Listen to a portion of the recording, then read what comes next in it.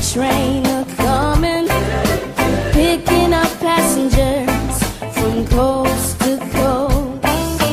Faith is the key, open the doors and board them. Don't need no ticket, you just thank the Lord. Yeah. One love, one heart, let's get together and feel alright. Everybody sing it. One love, one heart, let's get together and feel alright. Let's get together and feel alright.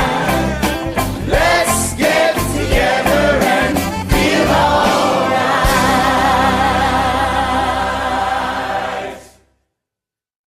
My question is that you said that you had the blood of our Lord examined by the Israelis. That's correct. What was their determination of that? Real quickly, okay. Dried blood is dead blood. Everybody knows that, all right? They can test the blood of the pharaohs, the mummies of the pharaohs, all right? There's certain things they can do. They cannot get a chromosome count by any method I'm familiar with, all right? Things keep changing. I don't profess to know everything. However, there's no way I know that you can get a chromosome count out of dead blood. You can get a DNA and some other things, but not a chromosome count, all right? That's done by living white blood cells. Now then, first of all, in this analysis, I took the blood into a laboratory in Israel. I asked one of the people I work with in antiquities, where is a good laboratory that does reliable work? And they said, such and such, such and such. I took it. I just said, please examine this blood and tell me what you can tell me about it.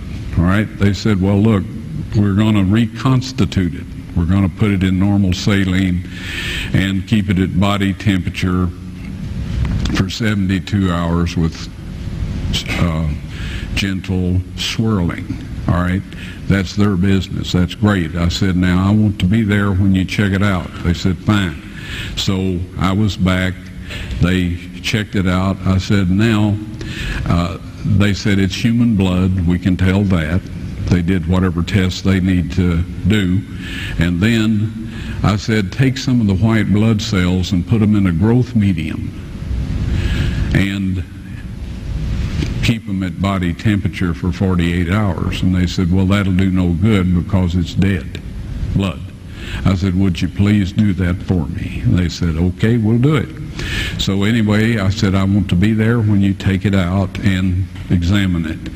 So I was back there. They took it out, examined it under a microscope, and the one technician called the other one over there, and then they called the boss over there, and they were talking Hebrew a mile a minute there for a little bit, and they looked at me and they said, Mr. Wyatt, this human blood only has 24 chromosomes in it.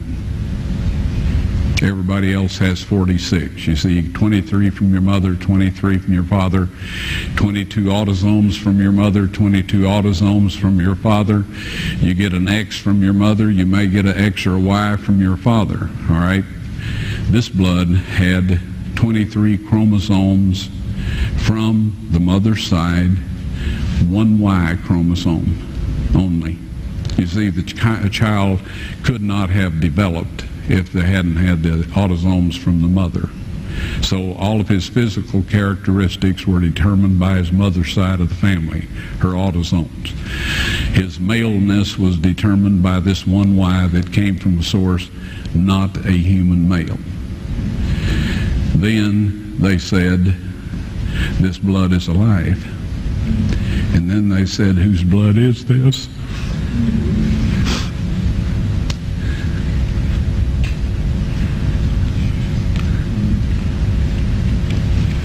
I said, it's the blood of your Messiah.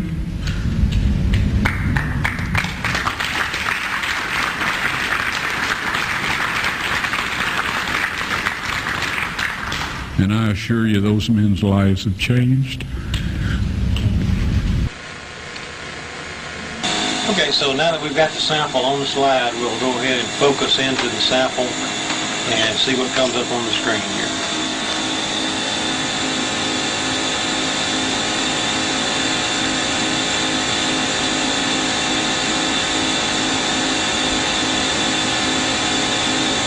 And there they are, thousands of living particles, less than a quarter of a micron in size.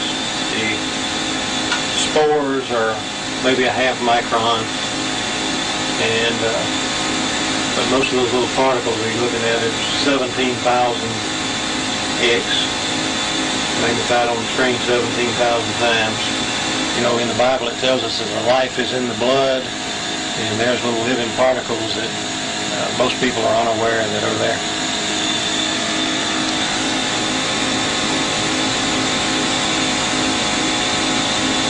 And this is the same thing we see in living blood. The scientist in Canada says that these things never die. The blood may dry up, but these things, he says, they're indestructible, and he says they are the basis of life.